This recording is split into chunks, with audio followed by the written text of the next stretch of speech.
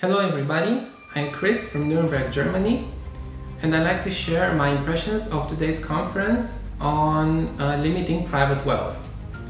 First of all, as a business consultant, I find this to be a very interesting topic because it raises many questions about our sanity, our mental sanity of the economy and of our consumer society that we live in. It was very interesting that such questions were asked like, is this painting worth $100 million, or can this special coin from the 17th century be worth so many $1 million? No, obviously they cannot be so much worth. They're not creating any real value. They're not improving the lives of people. They're just objects, which are in the possession of some rich people. And the question is, why are those people rich? Well, because this is the way our system works nowadays. This is the current frame of our economy, where you can just get unlimitedly rich. And this idea of limiting private wealth, we should be very careful about this wording. It's private wealth, or per person or per household, for an amount like $10 million, is a very important step for creating a fair economy and a fair society, for redistributing what is already there. And this concerns everybody. This doesn't concern only the politicians, the economists, the finance guys. No, this concerns everybody. And this was so important today because this conference and this discussion gave an impulse to literally everybody, to the average individual, to start thinking about this. What is his role in the economy? What can he do to change things? Does he want to change things? Well, we found out today that there are so many people that really want to change things, that want to have a fairly paid job, that want to be treated fairly as employees, that want to have fair business relationships with their partners, with their business partners. This is also very important because generally we shift responsibility somehow to politicians, to the government. We shift responsibility to them, and it's not our issue. We cannot change the world. Oh yes, we can, and it's exactly upon us to take this responsibility back. First of all, we have to stop being silent. Most of us today are not bad people, but we're just keeping silent, and we're actually cooperating in the system, and through our passiveness, and well, some people may be even lazy, they don't want to think about such issues. They say, no, this is not my thing. We're actually perpetrating this entire system. And then we're wondering, well, why do we have such an unfair economy and such an unfair distribution of wealth? So this is really a great impulse for everybody to start asking questions. You can also send the questions to AllatRa TV. You can discuss this with everybody that you have around you, with your family, friends, neighbors, and think, what would be the advantages? Can we really make such a step? Do we have actually the courage to talk about this? And would you really like to have such a creative and constructive society? Well, if we want it, we have to also do something about it. Start talking about it, sharing it, voting one day, hopefully. And let's hope that we can have this creative, constructive society that we all dream of. And one last note, I'm a business consultant. And this discussion is not only important, let's say, for the average individual to start rethinking, to start questioning our role. Is it really productive what we do?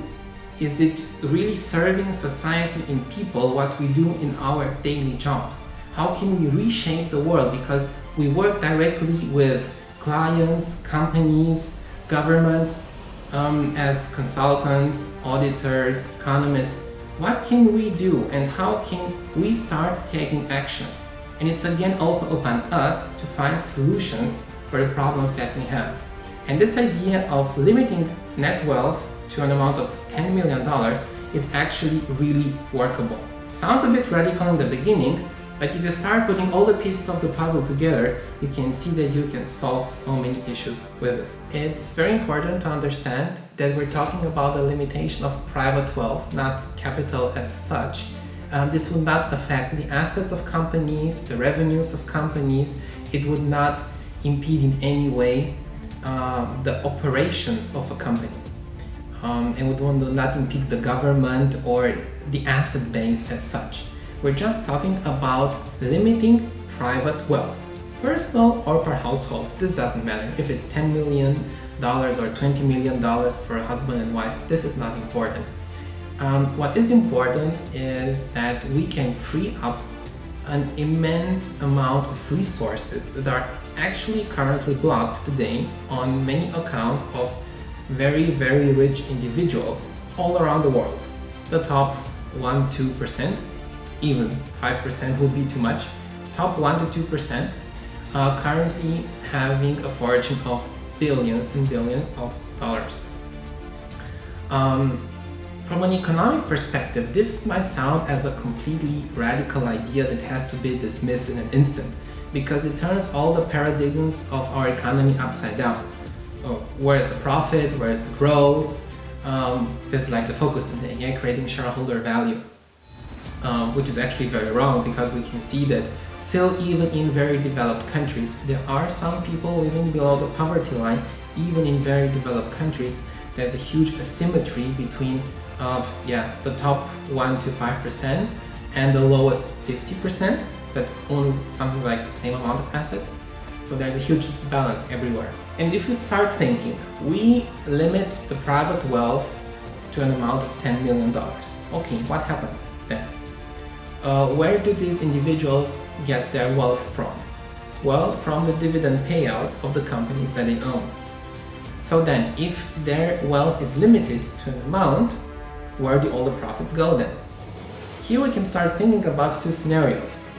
One scenario, the individuals are wealthy enough, they reach $10 million, so they cannot get the dividends any longer, so everything goes directly to the state and is redistributed in the society. So there are a lot of funds available for schools, hospitals, roads, a lot of projects that are currently not being developed because they're not profitable enough. Then profit would not be in the focus, it would be in the focus just solving the needs of the society. Everything that has to be done for climate and for people. So this is where the profits could go. In this case, if the profits would be taken over by the state, it means that we have a lot of government revenue in excess, so the government doesn't have to get debt any longer. So there's no need for debt any longer, and there's no need, maybe to a certain degree, for personal income tax. So in this way, we can see how, in the end, it impacts the average person in today's society. The tax burden could be lowered. If the tax burden is lowered, it means that we improve purchasing power of people, because in the end, the disposable income will rise. So this will be one possible scenario, yeah, that the companies are still seeking profits, but those profits are actually nationalized and distributed among all participants in the society. Another scenario would be that companies don't focus on profits at all.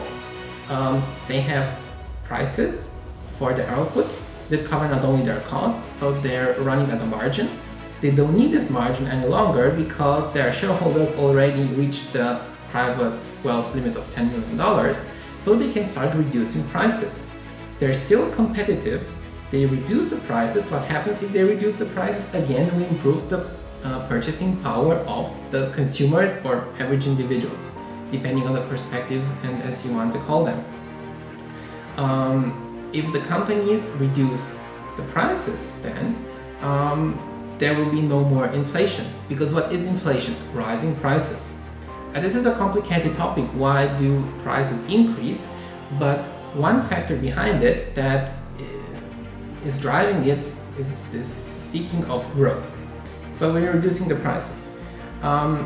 If we also think that we cap private wealth at $10 million, the companies also will lower some of their costs. Because if you think that top management in a lot of companies gets very high bonuses, well, they're not in the range of $10 million, but even if you get a $2 to $5 million bonus each year as a top executive of a big multinational corporation, then you're quite fast at reaching the limit of $10 million.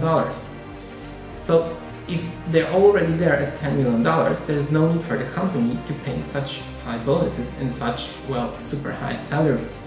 Again, the companies reduce their costs. This again allows for reducing the prices of the products. So we can see that there are a lot of positive effects in the economy, and this is moving like a snowball. And this snowball will in the end improve everybody's lives in one way or another. Either if we think about the first scenario, in the end we reduce the tax burden of the average individual, or we increase his purchasing power in the second scenario. There's a positive effect. And if you look at the big picture of the economy and you start breaking it down into small little pieces of a puzzle, then you will see that this will be like a wave of the ocean, producing positive effects everywhere in the society. Because there's no need to grow and seek profit growth. Yeah.